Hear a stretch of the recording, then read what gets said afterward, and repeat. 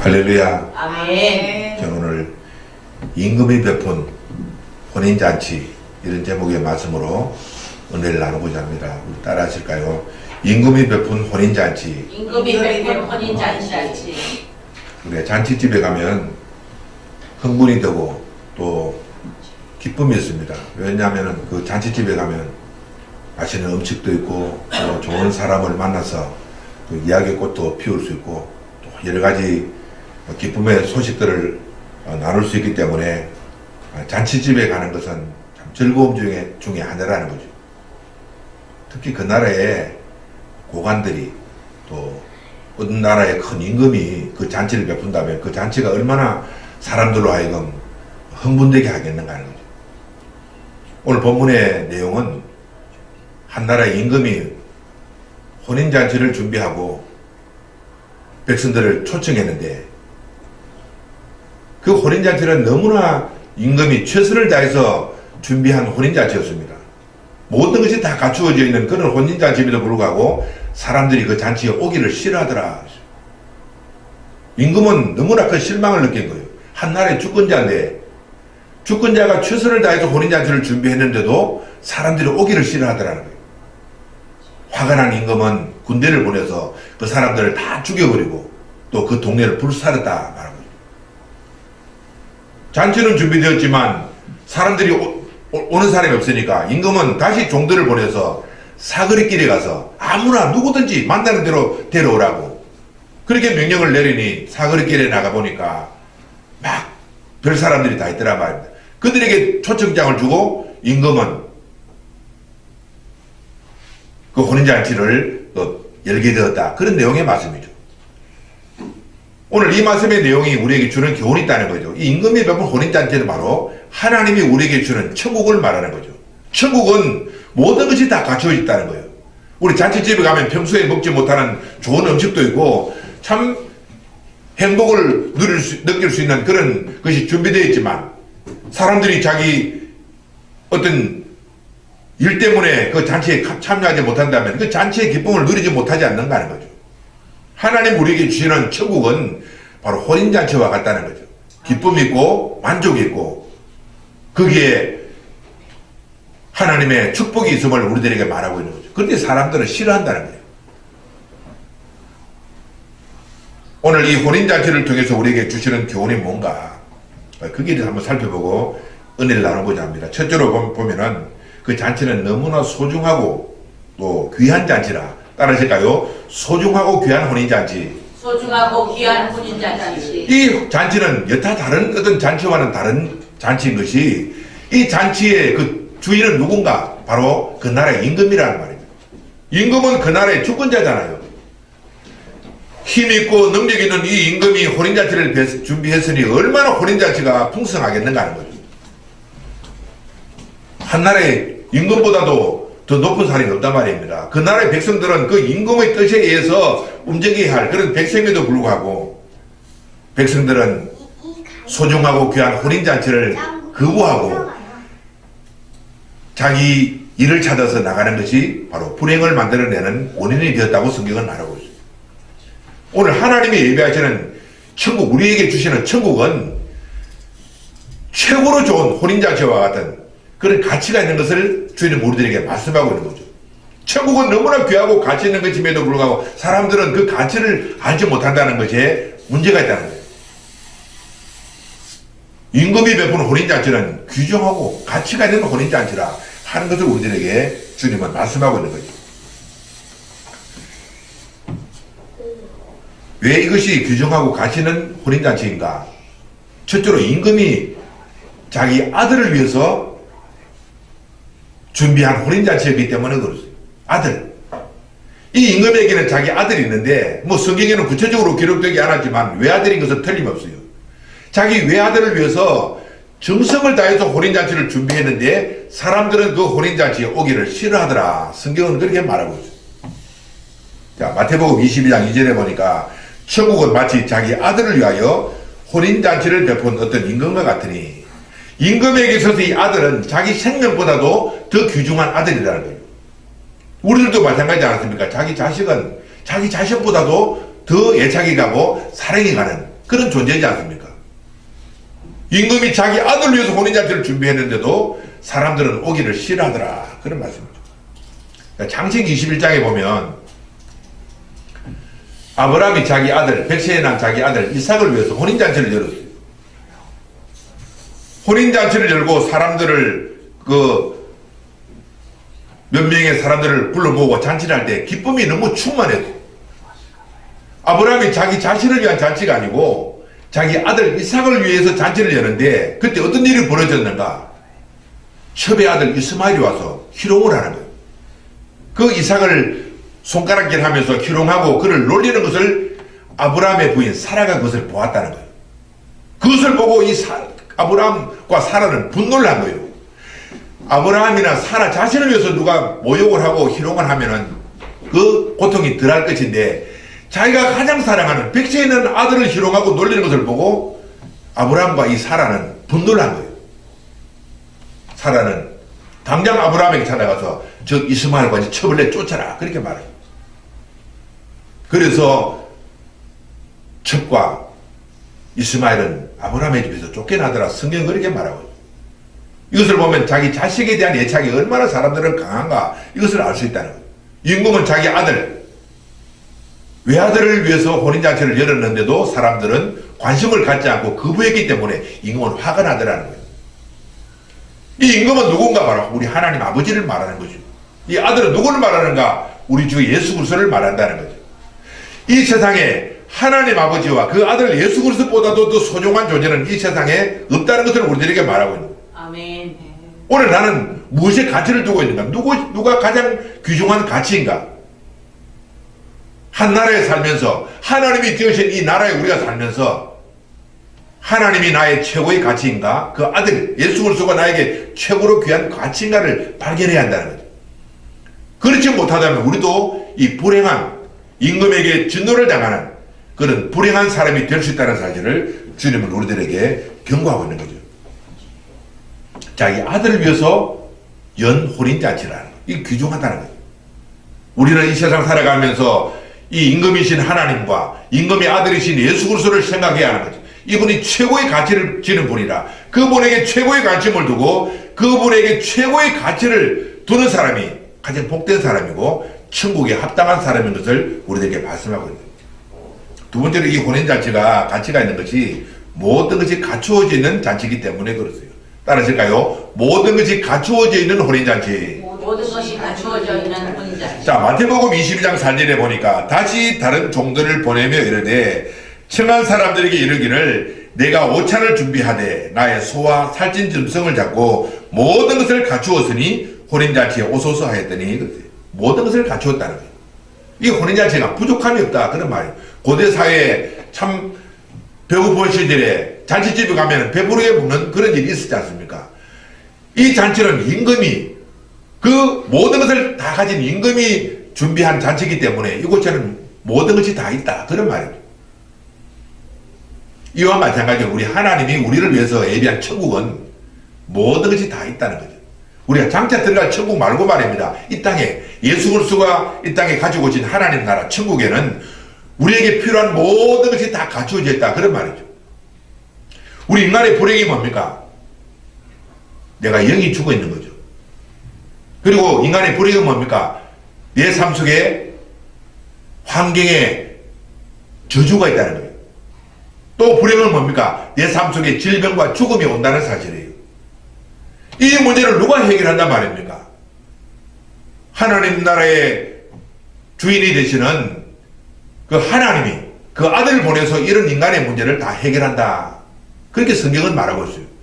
죽은 내 영을 다시 살려서 하나님과의 관계가 회복되게 하고 내 삶 속에 섬에 들어온 모든 삶의 저주를 청산해서 내 삶을 형통케 하시고 축복을 주시고 내 삶 속에 모든 질병과 모든 죽음을 정복하셔서 생명과 건강을 주시는 이런 은혜를 우리 하나님이 행하신다는 사실이에요. 아멘. 이것보다 더 큰 은혜가 어디 있겠는가? 그런 말이죠. 천국은 모든 것이 다 갖추어진 혼인잔치와 같이 하나님은 우리의 삶 속에 모든 필요를 채워주시는 그런 일을 행하신다는 것을 성경은 말하고 있어요. 고린도전서 2장 9절 이하의 말씀 보면은 기록된 바 하나님이 자기를 사랑하는 자들을 위하여 예비하신 모든 것은 눈으로 보지 못하고 귀로도 듣지 못하고 마음으로 생각하지도 못하였다 함과 같으니라 그랬어요. 하나님이 우리를 위해서 주시는 이 하나님 나라, 예수 그리스도를 통해 주신 하나님 나라에는 모든 것이 다 갖춰져 있다는 거예요. 오늘 우리 삶 속에 무엇이 문제인가? 그 문제의 모든 해답의 근원은 하나님의 아들이신 예수 그리스도에게 다 갖고 있다는 사실을 말하고 있어요. 그분을 만나면 그분을 통해서 우리의 삶의 모든 문제는 해결이 된다는 것을 주는 말하고 있어요. 모든 것이 갖추어져 있는 혼인잔치, 이것은 바로 모든 것이 다 갖추어져 있는 하나님 나라 천국을 우리들에게 말씀하고 있습니다. 아멘. 골로새서 3장 11절에 오직 그리스도는 만유시요 만유 안에 계시니라 그렇게 말해요. 사도 바울은 그리스도는 만유라는 거죠. 만유로 모든 것이라는 거죠. 예수 그리스도는 모든 것이고 모든 것 안에 예수 그리스도가 계신다. 그렇게 성경은 말하고 있어요.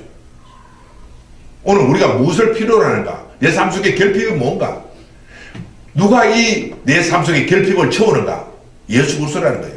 그분은 영적인 어떤 문제뿐만 아니라 내 정신적인 문제, 환경적인 문제, 물질적인 문제까지도 해결하는 그런 능력을 가지신 분이 바로 하나님의 외아들 예수 그리스도라 하는 것을 우리들에게 말씀하고 있습니다. 아멘. 그 시편 기자 다윗은 말하기를 23편 1절에 여호와는 나의 목자시니 내게 부족함이 없으리로다 그렇게 고백하고 있는 거예요. 자, 두 번째로 임금이 베푼 혼인잔치를 싫어하는 사람들이 있어요. 따라하실까요? 임금이 베푼 혼인잔치를 싫어하는 사람들. 싫어하는 사람들. 임금이 최선을 다해서 자기 아들을 위해서 혼인잔치를 열었는데 그 혼인잔치에 오기를 싫어하는 사람이 있더라는 거예요. 자, 이것이 문제라는 거예요. 한 나라의 주권자인 임금이 자기 아들을 위해서 혼인잔치를 열었는데 그것보다도 소중한 것이 있단 말입니다. 그럼에도 불구하고 사람들은 그 혼인잔치를 싫어하고 다른 곳으로 그날에 잔치날에 다른 곳으로 가버렸다. 성경 그렇게 말하고 있어요. 그들은 누구인가 하는 거죠. 첫째로 자기 밭이나 사업을 더 사랑하는 사람. 따르실까요? 자기 밭이나 사업을 더 사랑하는 사람들. 임금이 혼인잔치를 준비하고 사람들을 초청했지만 오기를 싫어하는 사람 누군가? 첫째로 자기 밭이나 자기 사업을 더 사랑하는 사람. 마태복음 22장 5절에 보니까 그들이 돌아보지도 않고 한 사람은 자기 밭으로 한 사람은 자기 사업하는 곳으로 갔다. 그렇게 말하고 있죠. 이 세상에 밭을 가지고 농사 짓는 것도 중요하고 자기 사업을 경영하는 것도 중요하지만 그것보다 더 중요한 것이 임금이 베푼 혼인잔치라는 것을 성경은 말하고 있죠. 이 가치에 대한 문제죠. 밭이 소용없다, 사업이 소용없다 그 말이 아니고 가치에 대한 문제죠. 가치. 무엇에 대해 비중을 두는가, 무엇에 더 비중을 두는가 그것이 문제죠.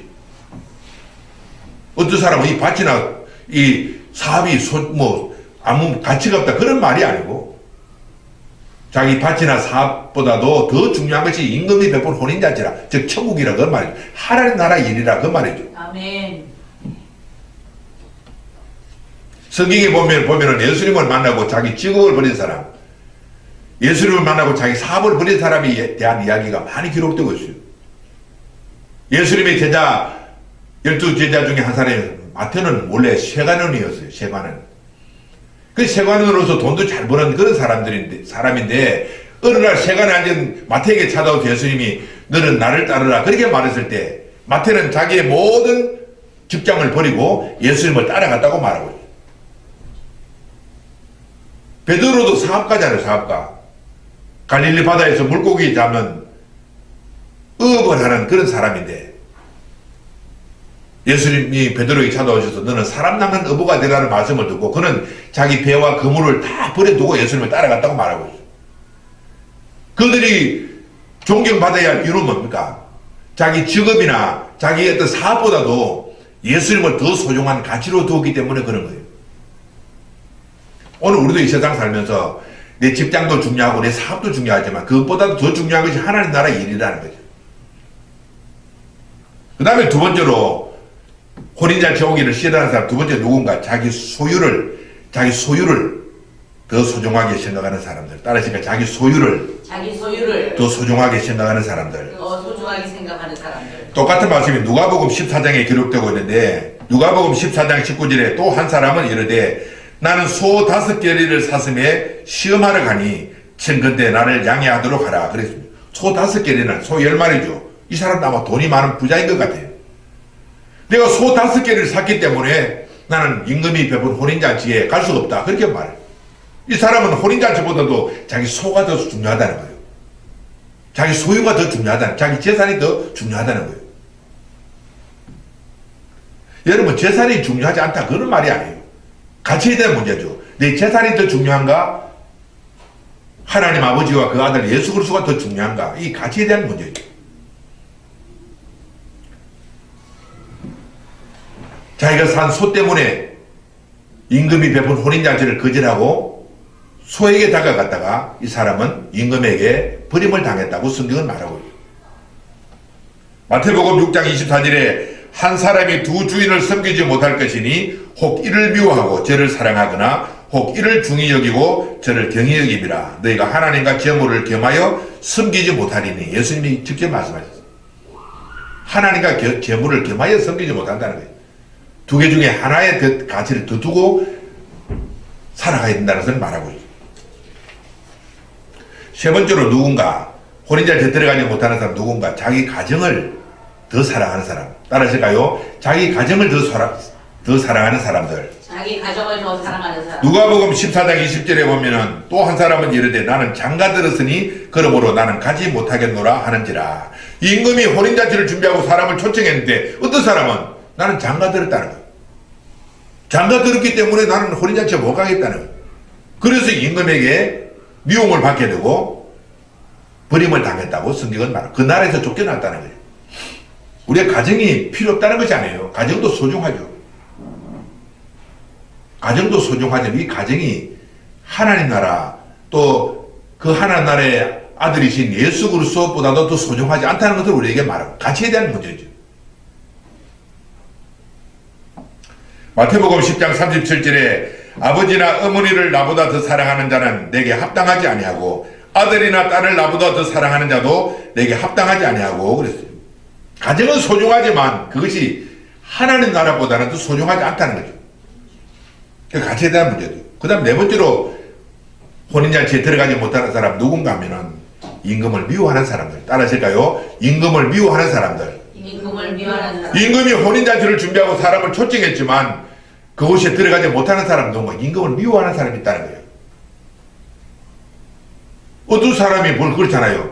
내가 미워하는 사람이 있는데 그 사람이 잔치를 열었다 오라 그런다. 가기 싫은 거예요.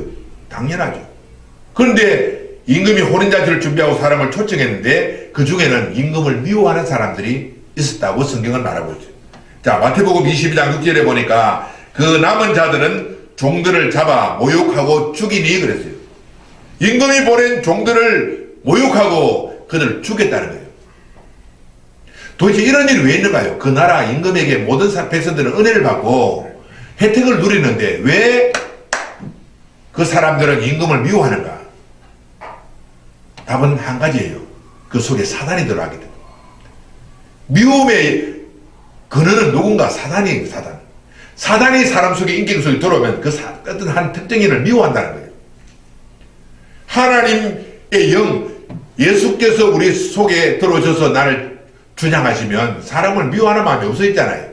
그런데 내 속에 사단이 들어오면 귀신이 들어오면 사람을 미워한다는 거예요. 이 임금을 미워하는 이 사람들은 임금이 보는 종들을 모욕하고 그들을 죽였다는 거예요. 그들은 결국 혼인잔치에 들어가지 못하고 버림을 당하더라. 성경은 그렇게 말하고. 그 다음에 세 번째로 오늘 이 본문에 보면 임금의 혼인잔치에 초청되는 사람들이 있어요. 따라하실까요? 임금의 혼인잔치에 초청되는 사람들. 임금은 혼인잔치를 준비하고 사람을 초청했지만 오기를 싫어해서 이제는 사거리길에 나가서 아무나 만나는 대로 데려오라. 그렇게 임금이 말하는 그 말을 듣고 종들이 나가서 사람들을 데려오더라. 그렇게 말하고 있죠. 첫째로 누군가 임금의 혼인잔치에 참여하는 사람 누군가? 첫째로 네거리 길의 사람들. 따라하실까요? 네거리 길의 사람들. 네거리 길의 사람들. 네거리 뭐 옛날 사거리 또는 네거리 길의 사람들이라. 길거리에 가면은 별 볼일은 거 대부분 별 사람들이 다 있잖아요. 남녀노소 빈부귀천할 것이 막 섞여 있는 곳이 길거리란 말이에요. 종들이 나가서 그들에게 초청장을 주고 임금의 혼인잔치에 사람들을 오게 했다. 성경이 그렇게 말하고 있어요. 자, 이것은 무슨 말하는가? 천국은 하나님 나라는 구별 없이 누구나 다 들어갈 수 있다. 그렇게 말하는 거예요. 처음에 초청받은 사람 누구를 말하는가? 영적으로 사실 보면 유대인들을 말하는 거예요. 유대인들이 하나님이 그 아들을 보내어서 하나님 나라로 그들을 초청했지만 오기를 싫어했기 때문에 유대인들은 하나님 버리시고 이방인들, 사거리길의 사람들인 그 이방인들을 불러서 구원했다는 것을 우리에게 보여주고 있어요. 사거리길의 사람, 우리는 다 사거리길의 사람들이에요. 자격 없는 사람들. 혼인잔치에 들어갈 만한 자격이 전혀 없는 사람들이에요. 그럼에도 왕은, 임금은 우리들을 초청했다는 사실이에요. 이것을 보면 구원은 그 사람의 조건을 따지지 않는다는 거예요. 사거리길의 사람처럼 남녀노소 빈부귀천 누구나 할 것 없이 임금의 혼인잔치 천국에는 들어갈 수 있다는 것을 우리들이 보여주고 있는 거예요. 아멘. 이것이 우리에게 소망이라는 거예요. 아멘. 어떤 특정한 사람들만 구별해서 천국에 데려간다면 우리는 무슨 희망이 있겠는가 하는 거예요. 우리는 다 사거리길의 사람들이죠. 별 볼 일 없는 사람들이라는 거예요. 임금은, 하나님은 우리들을 구원하시는데 절대로 사람을 차별하지 않는다는 거예요. 누구든지 예수를 믿으면 구원을 받게 하신다는 것을 주님은 말하고 있어요. 두 번째로 여기 보니까 인격에 관계없이 선한 자나 악한 자나, 따라하실까요? 선한 자나 악한 자나. 선한 자나 악한 자나. 임금의 혼인잔치에 들어오는 사람들 중에 선한 사람도 있고 악한 사람이 있다는 거죠. 사람의 성품이 어떤가 그 관계없다는 거예요. 자, 마태복음 22장 10절에 종들이 길에 나가 악한 자나 선한 자나 만나는 들을 모두 데려오니 하나님 나라에 들어가는 조건은 그 사람이 선한 사람이든지 악한 사람이든지 관계가 없다는 거예요. 첫째는 신분의 고하를 묻지 않는다. 두 번째로는 그 사람의 성품의 좋고 나쁨을 따지지 않는다는 거예요.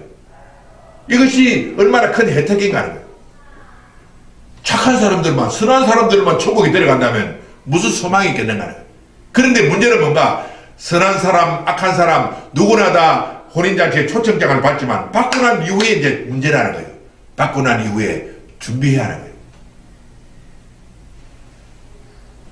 자, 마태복음 9장에 보면은 예수님이 세리 마태의 집에 가서 식사를 하실 때 많은 사람들이 수군거렸습니다. 아우, 예수님이 저 어떤 일을 하는가? 왜 저 죄인의 집에 가서 저 예수님이 식사를 하는가? 예수님을 비난하고 수군거렸다는 거예요. 이때 예수님이 하실 말씀이 건강한 자에게는 의원이 설득없고 병든 자에게라야 의원이 설득나니 나는 병든 자를 위하여 온 의사라고 그렇게 예수님이 말씀하셨어요. 우리 인격이 좀 부족하더라도 예수님께 붙들리기만 하면 그분이 우리의 인격을 고쳐서 아멘. 하나님 나라에 합당한 사람으로 만들어 주신다는 것을 우리들에게 말씀하고 있습니다. 아멘. 사도 베드로도 갈릴리 바다에서 예수님 만나고 그가 고백한 내용은 주여 나는 죄인으로서이다. 나를 떠나소서 그러죠. 베드로도 자기가 죄인임을 고백했다는 거예요. 내가 죄인임을 고백하고 예수님 앞에 무릎을 꿇는 사람들이 희망했다는 거예요. 주여 나는 죄인으로서이다. 그 죄인 베드로를 주님은 부르시고 사도 중에 사도로 그를 변화시켜 주셨다는 사실이에요. 사도 바울도 자기가 고백하기를 나는 죄인 중에 교수라고 말하고, 바울도 자기 자신이 나는 선한 사람이라 말한 것이 아니라 나는 죄인 중에 우두머리라 그렇게 고백하고 있어요. 그런 사람을 변화시켜서 예수님은 사도 중에 가장 뛰어난 사도로 그를 쓰셨다는 것을 말하고 있어요. 내가 선하다, 악하다 그것이 문제될 것 없어요. 예수님께 붙잡힌 바 되고 그분의 손에서 내가 얼마만큼 변화되는가 그것이 중요하다는 거죠. 그렇다고 우리가 뭐 내가 악해도 난 천국 갈 수 있다 그건 아니에요. 악한 자나 선한 자나 초청장을 받을 수 있지만 예수님께 가서 변화를 받으면 나도 천국 갈 수 있다 그런 말이죠. 아멘. 세 번째로 임금의 혼인잔치에 청함하는 사람은 불구자들입니다. 따라서 불구자들. 누가복음 14장 21절에 보니까 이 집주인이 노하여 그 종에게 노하여 그 종에게 이르되 빨리 시내 거리와 골목으로 나가서 가난한 자들과 몸 불편한 자들과 맹인과 저는 자들을 데려오라 하니라 그랬어요. 불구자들도 혼인잔치에 청함을 받을 수 있다는 거예요. 그런데 구약 성경에 보면 불구자들은 하나님의 집에 못 들어간다고 성경을 말하고 율법으로 그렇게 했어요. 그런데 예수님은 천국에는 불구자들도 장님들도 기머거리들도 벙어리들도 들어갈 수 있다고 말하고 있어요. 불구자. 근데 오늘 우리가 불구자라고 해서 몸이 불편한 이런 사람들만 말하는 것이 아니라 사실 영적으로 불구자들이죠. 영적으로 불구자들. 여러분 사람들 한번 가만히 살펴보면 제대로 된 사람이 없어요. 다 불구자들이에요. 다 부족한 사람들이에요. 인격적으로 부족하고 모자라는 사람들이지만 이들도 왕의 혼인잔치에 들어갈 수 있는 자격을 얻는다는 거예요. 근데 불구자들이 다 천국에 들어가는가? 그렇게 아니에요. 불구자들도 주님을 고쳐서 회복시켜서 주님은 온전하게 만들어서 천국에 들어간다. 성경은요, 너희가 온전하게 되라, 온전하게 되라는 말씀이 얼마나 많은지 모르겠어요. 일단 예수님께 돌아오면 예수님은 우리를 고쳐서, 의사기 때문에 고쳐서 우리를 온전하게 만들어 주신다는 거예요. 아멘. 그 다음에 네 번째, 누군가, 혼에 들어간 사람 누군가, 억지로 끌려온 자. 따라하실까요? 억지로 끌려온 자. 억지로 끌려온 자. 누가복음 14장 23절에 주인이 종에게 이르되 길과 산 울타리로 가서 강권하에 데려다가 내 집을 채우라. 이 사람은 임금의 혼인잔치에 들어갈 의지가 없어요. 근데 어떤 누구의 손에 의해서 억지로 끌려서 혼인잔치에 들어갈 사람이에요. 천국에는 그냥 하나님 나라에는 가만히 누가 오도록 기다리는 것이 아니라 우리가 가서 끌어와야 된다는 거예요. 끌어와서 예배를 드리다가 하나님을 만나고 하나님의 은혜를 받게 되고 천국 백성이 된다는 것을 말하고 있어요.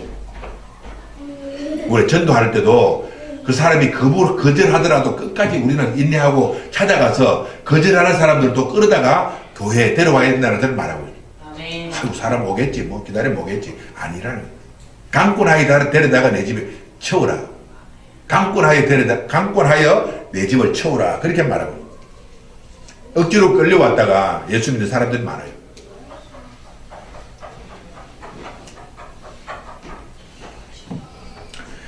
자, 그 다음에 네 번째로 이 혼인잔치에 들어가는 또 조건이 하나 있죠. 예복을 입은 사람. 따라하실까요? 예복을 입은 사람. 예복을 입은 사람. 여기에는 뭐 변화별 사람, 사거리길의 사람, 불구자들, 억지로 끌려온 사람들 여러 종류의 사람이 있지만 임금은 그 사람들에게 다 옷을 입혀서 예복을 입혀서 혼인잔치에 데려오라. 그렇게 말하고. 자, 이것이 문제죠. 예복을 입으면 그 사람의 어떤 옛사람이 다 가려진다는 거예요.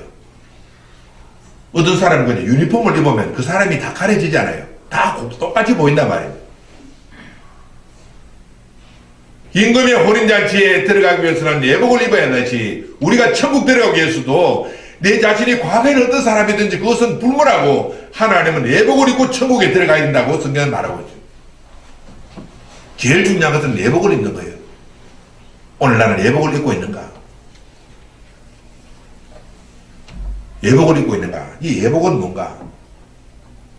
자, 마태복음 22장 11절에 보니까 임금이 손님들을 보러 들어올 때 거기 예복을 입지 않은 한 사람을 보고 이르되 친구여 어찌하여 예복을 입지 않고 여기 들어왔느냐 하니 그가 아무 말도 못하거늘 그랬어요. 예복을 입어야 된다는 거예요.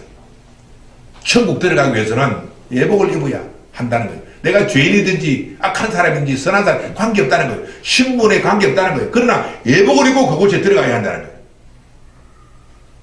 이 예복은 무엇을 말하는가? 첫째로 회개를 통하여 입는 옷. 따라할까요? 회개를 통하여 입는 옷. 회개를 통하여 입는 옷. 요한계시록 7장 14절에 보면은 이 흰옷을 입은 자가 누군가 물어보니까 어린 양의 피에 그 옷을 씻어 희게 하였느니라 그랬어요. 하나님 나라에 들어가는 사람은 흰옷을 입은 사람들인데 이 흰옷은 어떻게 만들어졌는가? 어린 양의 피에 그 옷을 씻어서 깨끗하게 한 옷이라고 성경은 말하고 있어요. 우리 천국에 들어가기 위해서 입어야 할 옷은 흰옷인데 어린 양, 즉 예수 그리스도가 흘린 그 피에다가 회개를 통해서 죄를 씻어서 깨끗하게 만든 옷이라고 성경은 말하고 회개가 필요하다는 거예요. 우리가 어떤 사람이든지 과거에는 어떤 사람 관계없어요. 지금 이 시간 회개를 통해서 내 죄가 사하여져서 흰옷을 준비하고 입어야 천국의 혼인잔치에 들어간다고 성경은 말하고 아멘. 자, 두 번째로 이 옷은 뭔가? 믿는 자가 입는 옷. 따라하실까요? 믿는 자가 입는 옷. 있는 자가 이 회복은 믿는 자가 입는 옷이라는 거예요. 근데 그 중에 어떤 한 사람은 임금이 예복을 입고 오라는 말을 듣고도 거부했다는, 불순종했다는 거예요. 아이고, 무슨 그 혼인잔치 예복을 입고 가래. 내 옷 이것도 좋은데 하고 자기 고집대로 불순종하고 믿음으로 순종하지 않고 불순종해서 옷을 입지 않고 들어간 사람이 버림당하더라.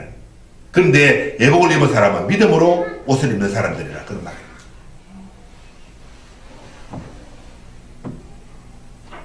요한계시록 19장 8절에 보니까 그에게 희고 깨끗한 세마포 옷을 입게 하였으니 이 세마포 옷은 성도들의 옳은 행실이라. 자, 오늘 어떤 사람이 예복을 입었는데 그 사람이 믿음으로 그 예복을 입었는가 안 입은가 어떻게 하는가?